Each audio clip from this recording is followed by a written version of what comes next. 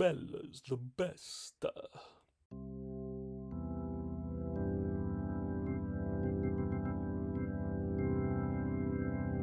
And the last movie to watch is not in here. I'm gonna have to use Frankenstein.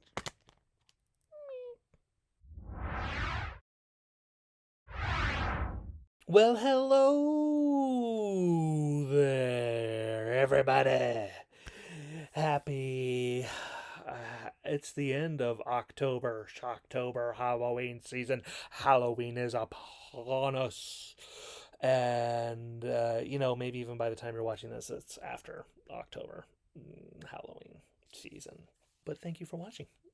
Regardless, we have come to the end of this year's Universal Classic Monster Collection section. We're doing is Dracula Complete Legacy Collection. Abbott and Costello Meet Frankenstein. 1948. Now, the reason the Frankenstein movie is in the Dracula collection is because it stars Dracula. Not only is Dracula in this movie, it actually has Bela Lugosi returning as Dracula. If you've watched the other videos, this isn't a surprise to you. If this is your first video watch, it might be shocking to you. Or maybe you're just shocked to know that somebody other than Bela Lugosi played Dracula in these movies. Yes, it is true. Quickly, Universal's top comedian duo, Bud Abbott and Lou Costello, probably most famous even nowadays for their "Who's on First" routine. No, he's on second. No, I can't go into it right now. I don't know. But it is the first time, 1948, the House of Dracula kind of finished the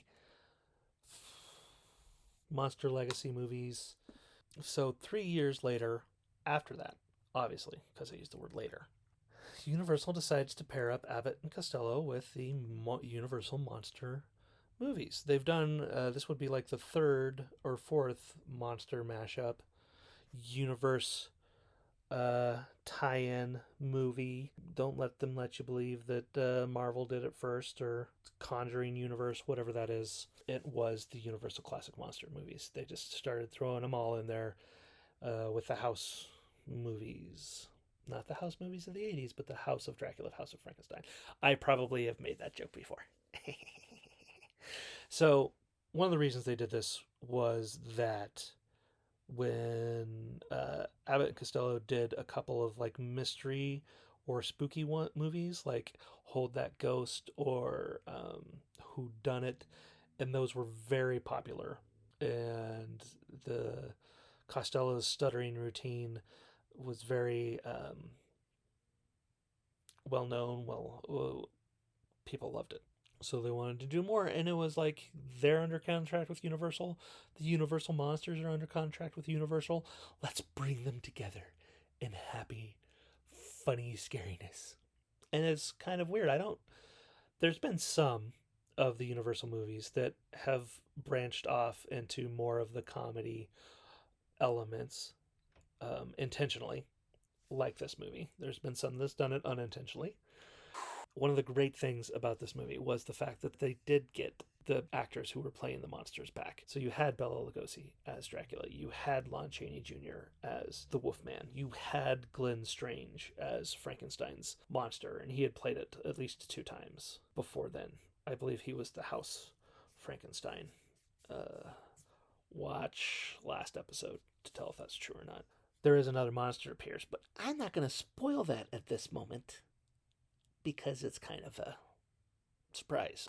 Abbott Costello Meet Frankenstein is also going to be in the Frankenstein collection and the Wolfman collection, so I will probably go into greater detail next year with the Frankenstein Legacy collection.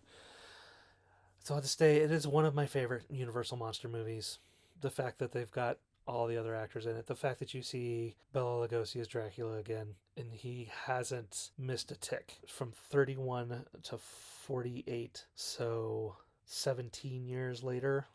Check my math on that, and he's still the best Dracula. I mean, I like David Carradine. John Carradine. I like John Carradine as Dracula. I think he does a pretty decent performance, but Bella, no touch on Bella. Bela the best. Yeah, and then just the comedy styles of Abbott and Costello. Oh, Chet, Chet, oh, Chet.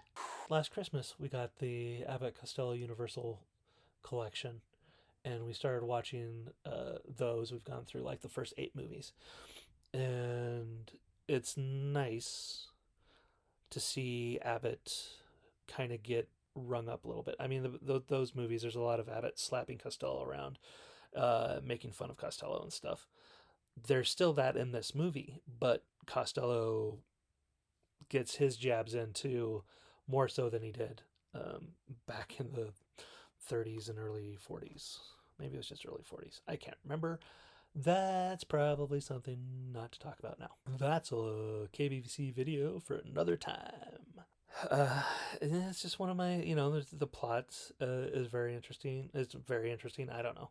They're basically going to use Lou Costello's brain to put into the monster so they're able to control the monster better. So there's this evil doctor lady, Sandra Morne, and all this stuff. And there's, Mr. McDougal's House of Horrors, a wax shop. I don't know. It's hard not to try and go into it at this point. But as far as Dracula is concerned, Bela Lugosi takes it as serious as he did in the first movie. He's serious. He's a serious vampire. But, he's also an immortal who is kind of like, look at these guys. Look at the cattle acting so cute before the slaughter kind of thing. I don't know. It's and then it carries on, the Lawrence Talbot as Wolfman. Lon Chaney Jr. is back where he should be as Lawrence Talbot. And him and Dracula have issues. And Dracula just wants to control the Frankenstein monster at this point. That's his whole motivation. Bela Lugosi does a great job being a straight man for Abbott and Costello. Like most of the time, when he's not speaking, he's basically just kind of the straight man foil for Costello's pratfalls and wackiness. But he's still got his suaveness. Ends up mesmerizing probably all of the main characters, all the main female characters. Yep. Woman at baggage counter is the only one. There's only 3 female characters. The 40s. But they are main characters. They're not like side throwaway characters. Eye candy. They're actually very compelling, and they all have very specific reasons to be interested in Costello. They use their feminine wiles to lure him into situations to get what they want. Him and the Wolfman have issues, and they duke it out, and it kind of ends with an unknown fate for both of them.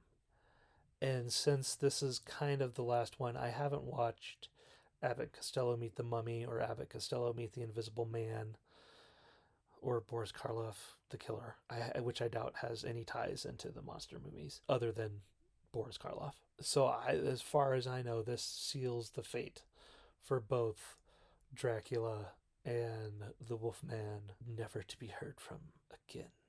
It is a must-watch every Halloween season. Abbott Costello Meet Frankenstein.